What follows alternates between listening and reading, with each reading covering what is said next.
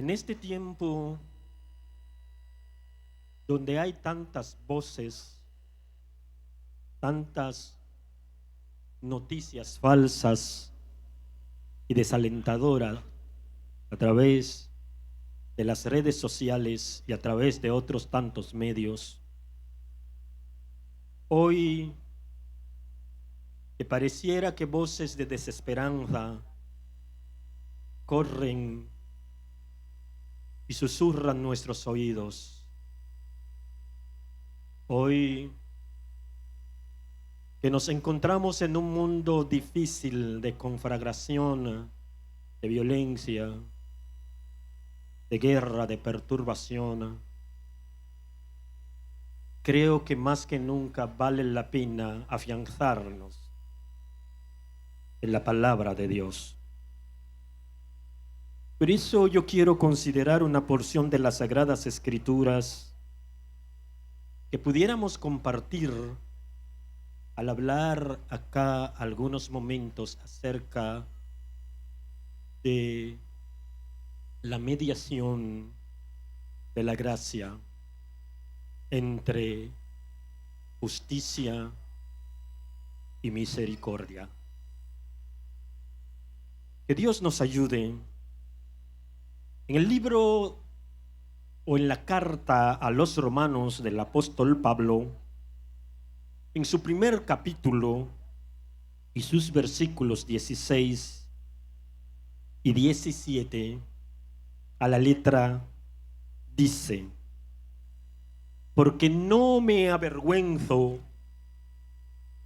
del evangelio, porque es poder de Dios para salvación a todo aquel que cree, al judío primeramente y también al griego. Porque en el evangelio la justicia de Dios se revela por fe y para fe, como está escrito: mas el justo por la fe vivirá. Al considerar estas palabras, al hablar de mediación de la gracia y al hablarlo entre la justicia y la misericordia, cabe señalar, se cuenta que en algún lugar del mundo la santidad y la misericordia y la justicia se reunieron a compartir acerca de qué hacer con la maldad de la humanidad y decidían de cómo condenar al mundo. En otro lugar se reunían la bondad y la misericordia. Y de igual modo estaban compartiendo sobre la humanidad, sobre el ser humano, pero ellos hablaban acerca de cómo salvar a la humanidad. Ambas discutían en sus territorios más o menos mismas cosas. ¿Qué hacer con esta humanidad en crisis? ¿Qué hacer con esta sociedad en miseria? ¿Qué hacer con tantas situaciones difíciles que empañan las relaciones entre humanos? Mientras por un lado discutían cómo condenar, los del lado de la justicia y de la santidad se enorgullecían diciendo que el Dios que conocían tenía como atributos la santidad y la justicia, y por su justicia y por su santidad iba a condenar la maldad de la gente. que no había manera de cómo personas que habían hecho y estaban haciendo cosas negativas fueran exoneradas, fueran dejadas impunes respecto de sus pecados y sus transgresiones. Usaban hasta pasajes de las Escrituras y decían: la paga del pecado es muerte, y Dios no dará por inocente al culpable. Del otro lado, la misericordia y la bondad estaban diciendo: sí, pero Dios también tiene atributos de misericordia, de bondad, de amor y de paz. Y en consecuencia, es verdad que la paga del pecado es muerte, pero la dádiva de Dios es vida eterna en Cristo Jesús, Señor nuestro. La discusión iba entre verdades y verdades. Y entre la santidad y la justicia, la verdad decía: sí, es verdad. Y entre la bondad y la misericordia, la verdad decía: sí, es verdad. Y yo, y aquel que había dicho: no me avergüenzo del evangelio, porque es poder de Dios para salvación a todo aquel que cree. Estábamos ahí. Aquel en su tiempo y nosotros en el nuestro, en nuestro aquí y en nuestro ahora. Pero al fin estábamos en la eternidad del tiempo. Aquel de los tiempos del primer siglo de la era cristiana. Aquel apóstol que había dicho: no me avergüenzo del evangelio, quizás tenía muchas cosas de que avergonzarse y que le fueran enrostrado por la justicia y por la santidad de Dios. Y es probable que él no dejaba de escuchar voces de vez en cuando que le reclamaran que por su propia justicia él no iba a alcanzar la misericordia y la bondad de Dios. Es probable que la justicia y la santidad de Dios le enrostraran que él había perseguido a la iglesia, que él había hecho algunas tantas cosas que no eran del todo correctas, que él era un pecador como todos los mortales. Es probable que de vez en cuando y entre pesadillas aquel hombre se viera como uno de los más miserables pecadores, aún habiendo sido rescatado por la gracia de nuestro Señor y Salvador Jesucristo. Él quizás y a lo mejor podía ufanarse de las cosas que había alcanzado para no avergonzarse del evangelio. Él no se avergonzaba, pero podía avergonzarse porque había padecido todas las calamidades del mundo por ser un cristiano fiel. Entre esos diálogos de verdad, entre la santidad y la justicia por un lado, y entre la bondad y la misericordia, parece que no iba a llegar a ningún lugar en algún momento, porque ambos tenían la verdad de su parte. De repente decidieron buscar a alguien que mediara entre ellas, entre santidad y justicia por un lado, y bondad y misericordia por el otro.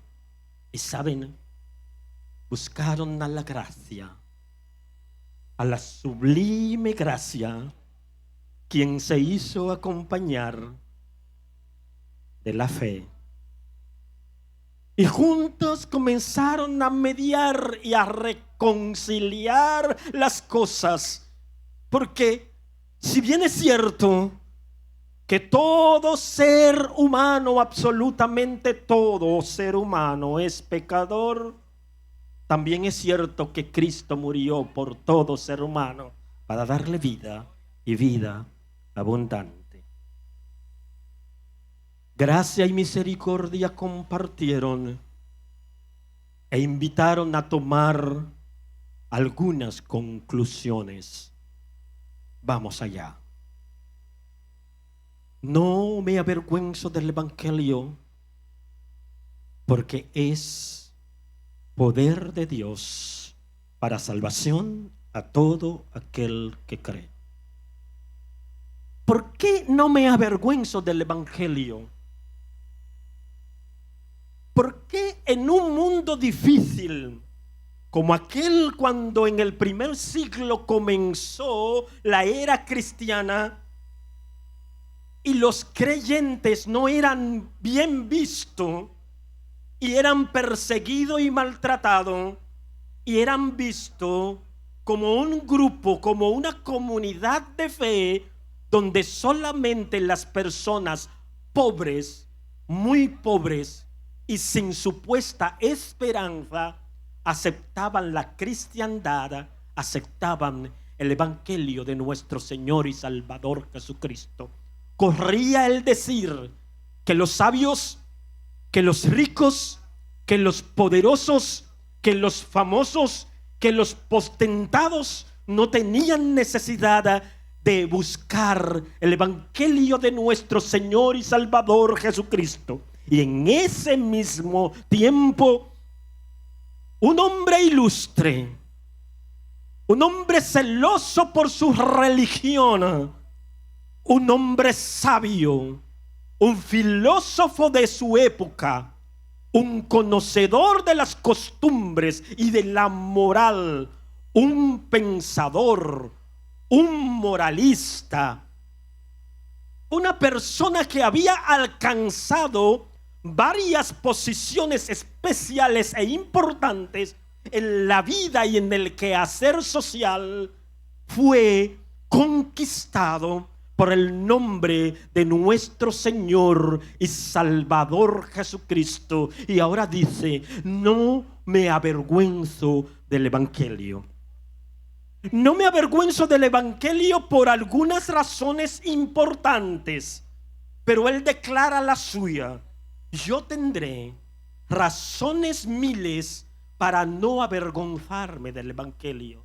Muchos de ustedes, de los que están acá, que han abrazado la fe, que pertenecen a una comunidad de fe, que han hecho profesión de fe, que predican el evangelio de nuestro Señor y Salvador Jesucristo, sienten que no tienen necesidad alguna, necesidad absoluta para avergonzarse de ser creyente, para avergonzarse de ser cristiano evangélico, de haberle entregado su vida alguna vez a nuestro Señor y Salvador Jesucristo.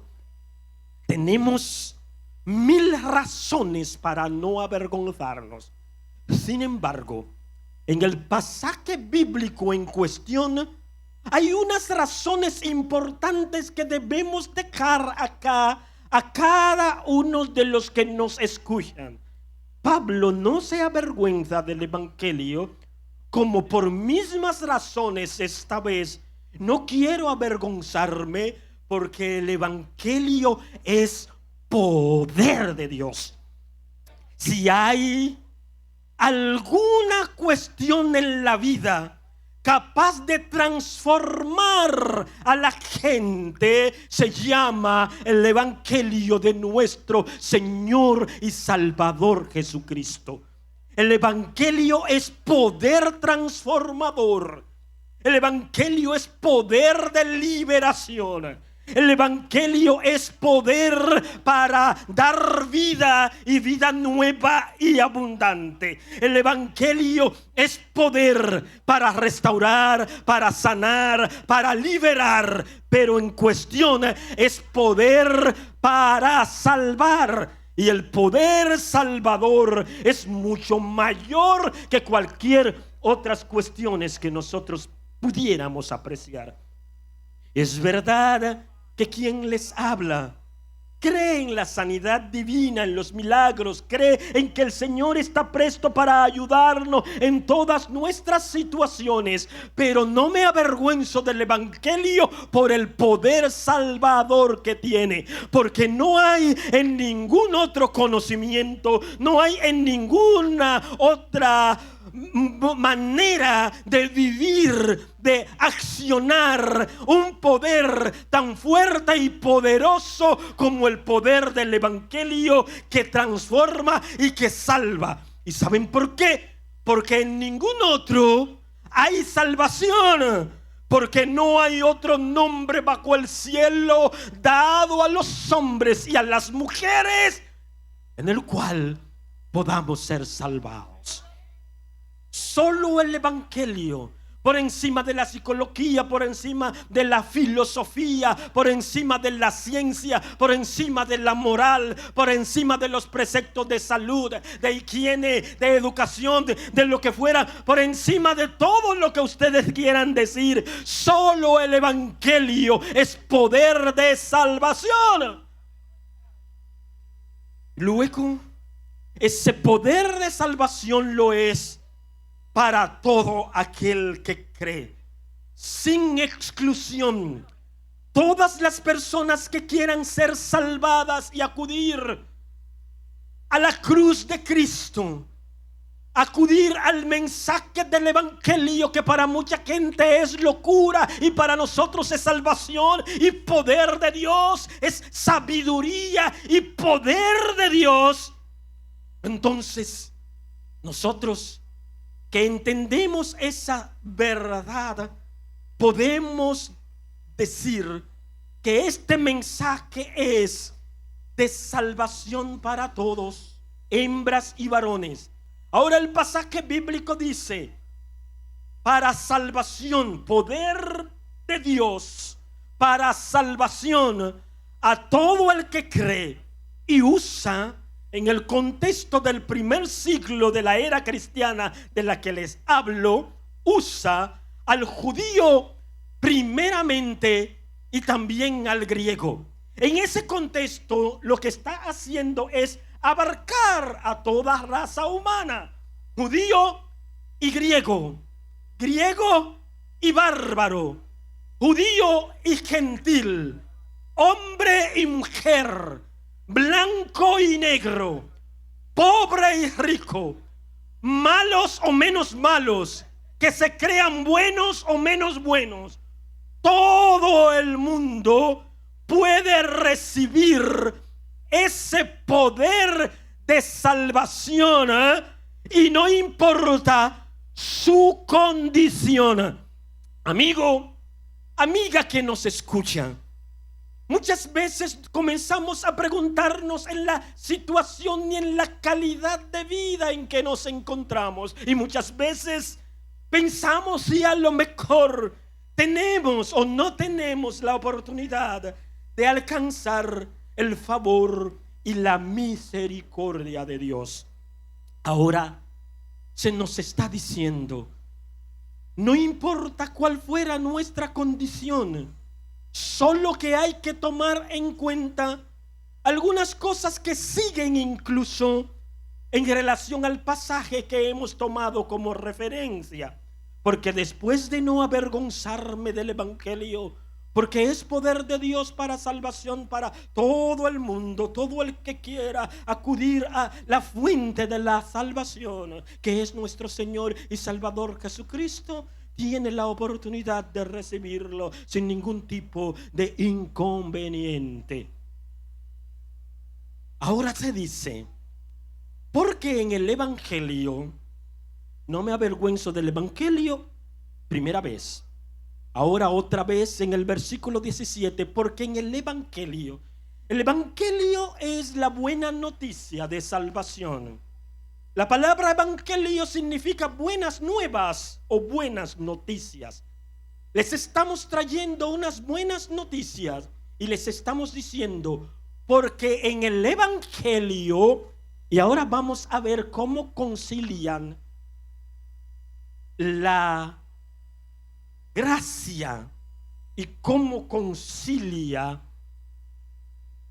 aquella fe a esas dos personas de un lado que la personificaba y a esas dos personas del otro lado. Santidad y justicia, bondad y misericordia. Ahora viene la gracia, porque en el Evangelio la justicia de Dios se revela por fe y para fe, mas el justo por la fe vivirá. Es verdad, conciliemos esto. Es verdad, un Dios santo y justo no admite el pecado.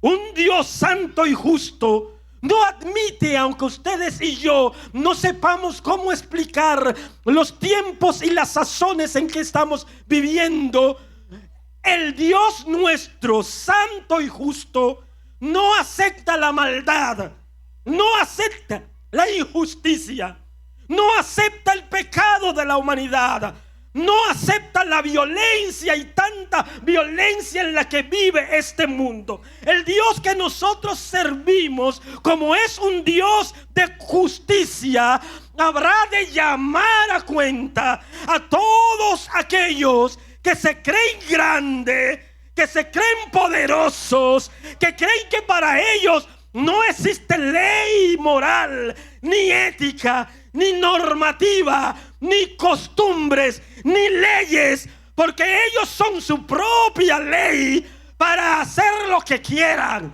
para amedrentar una comunidad, para amedrentar una familia, para robarse el erario del Estado, para corromper a una niña, a un niño, para hacer lo que le viene en voluntad, creyendo que un Dios de justicia alguna vez no lo va a alar y lo va a llamar a capítulo.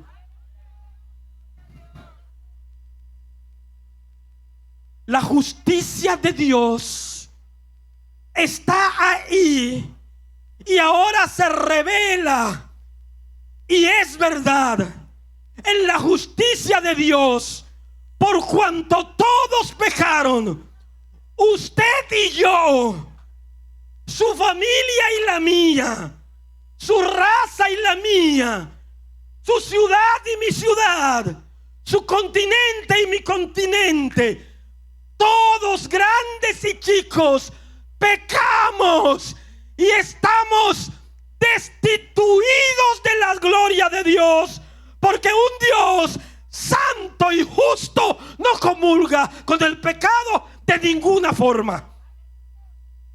No importa cómo la sociedad lo justifique, no importa cómo la sociedad quiera llamarle, usted podrá ponerle el nombre que usted quiera al pecado, pero si es pecado tendrá que dar cuenta por él, aunque usted le llame indelicadeza, aunque usted le llame error humano, aunque usted le llame flaqueza, aunque usted le llame debilidad, aunque usted le llame error de la naturaleza, aunque usted diga todos fallamos, no importa el nombre que usted le ponga, el Dios santo y justo no cohabita con el pecado.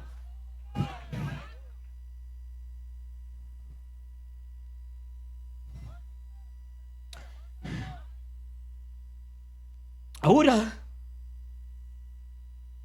dicen la gracia y la fe que están ahí mediando. Pero si es así, entonces nadie podrá ser salvado. ¿Qué puede hacerse? La gracia entonces responde, oye lo que dice el pasaje, porque en el Evangelio, el único Evangelio, el Evangelio de verdad, de justicia, de santidad, de poder de Dios, en el Evangelio transformador, la justicia de Dios se revela por fe y para fe. Ahora lo que te está diciendo es, no es buena tu jactancia, no es buena nuestra jactancia, nuestra jactancia es vana. Un poco de levadura leuda toda la masa. No importa lo que nosotros podamos creer en nuestra propia justicia, no podemos hacer absolutamente nada por salvarnos a nosotros mismos. No hay manera política, filosófica, social, moral, humana que pueda librarnos a nosotros de la condenación y de la muerte. Nuestra propia justicia no puede ayudarnos. Por eso se necesita de la gracia y se necesita de la fe. Oigan bien, en el Evangelio la justicia de Dios se revela por fe y para fe. Si bien es cierto, yo estoy condenado en el acto. Si bien es cierto, la santidad y la justicia de Dios me condenaron desde el pecado de Adán, pero por cuanto por un hombre entró el pecado y por el pecado la muerte, por otro hombre, nuestro Señor y Salvador Jesucristo, entró la vida eterna y abundante. Ahí entran gracia y fe para conciliar la justicia y la misericordia de Dios, porque Él es igualmente santo y justo como lo es igualmente bueno y misericordioso. Él es bueno, inmensamente bueno. Él no quiere condenarnos, y como no quería condenarnos y su justicia nos condena, hizo un trueque y concilió a través de la gracia que Él nos da y la fe en Él que nosotros aportamos, y decidió humanarse, Dios hacerse hombre, la encarnación del Mesías, y decide que siendo que el pecado tiene que ser condenado y que en su amor y en su misericordia Él debe hacer algo para restaurar al pecador sin dejar de ser justo, ser misericordioso, parecía una tarea casi imposible hasta para el mismo Dios, y Él decide tomar su propio partido. Y como contra Dios es que pecamos, Dios mismo entonces tuvo que buscar la respuesta de solución y se encarnó, y vino nuestro Señor Jesucristo, el Mesías, el Cordero inmolado que quita el pecado del mundo. Y vino, y dice la Escritura que por el pecado de la humanidad Dios lo hizo pecado, no pecador, lo hizo pecado para llevar en él, para cargar en él el pecado de todos nosotros, como dice Isaías 53. Jesús debía vivir sin pecado y morir por los pecadores. En su muerte en la cruz del Calvario, como alguien tenía que morir por el pecado de la humanidad, porque la paga del pecado es muerte, Jesús murió una vez y por todas por el pecado de todos nosotros. Jesús se entregó como cordero inmolado por el pecado suyo y por el pecado mío. Y ahora entonces concilian las cosas. La paga del pecado es muerte, pero la gracia, el regalo de Dios, es vida eterna en Cristo Jesús, Señor nuestro. Por gracia soy salvo por medio de la fe.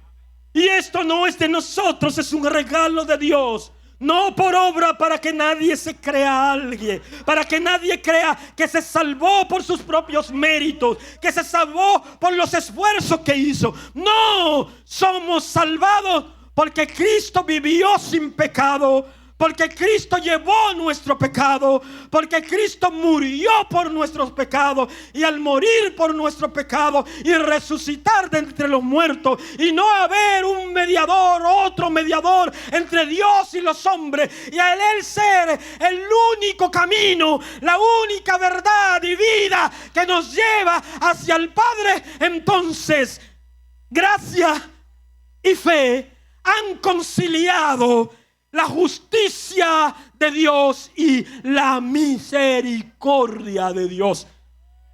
Ahora somos salvados. Ahora somos salvados no por nuestros méritos. La justicia ahora del Evangelio que Dios revela y que se revela por fe y para fe, lo único que nos está diciendo es: si quiere entonces conciliar la justicia con la misericordia de Dios, ahí está Cristo. Ahí está Cristo crucificado. Ahí está Cristo que murió por usted y por mí en la cruenta cruz del Calvario. Ahí está Jesús, que pagó por usted el pecado que debíamos pagar nosotros, que pagó por mí mi culpa, que siendo yo malo, que siendo yo pecador, que no mereciendo que su gracia y su misericordia fueran sobre mí, ahora miren qué amor nos ha dado el Padre, que siendo nosotros pecadores, Cristo murió en nuestro lugar. Miren qué interesante. Y miren cómo se concilian las cosas. Es verdad, yo no podía por mí mismo salvarme. Es verdad, el apóstol Pablo del yo no me avergüenzo del Evangelio no podía alcanzarlo por sí mismo. Gentes que están militando en alguna comunidad de fe, habiendo recibido a Cristo como Salvador y Señor, no están ahí por sus propios méritos. Están ahí porque Cristo los alcanzó. Están ahí porque decidieron entregar todo lo suyo, porque decidieron dejar de confiar en su propia prudencia, dejar de pensar en sus recursos y en sus habilidades, sobre todo en cuanto a la salvación, para decir: Cristo, yo no puedo hacerlo por mí, pero tú puedes intervenir en este proceso, tú puedes salvarme, Jesús. Y esa gente, al igual que quien les habla, decidimos un día reconocer que Jesús es nuestro único y nuestro suficiente Salvador. Y así, la gracia sublime, junto con la fe en nuestro Señor y Salvador Jesucristo, nos han ayudado a encontrar en Dios Padre, a través de nuestro Salvador y Señor Jesús, la salvación, la vida eterna y abundante. Que el Señor les bendiga.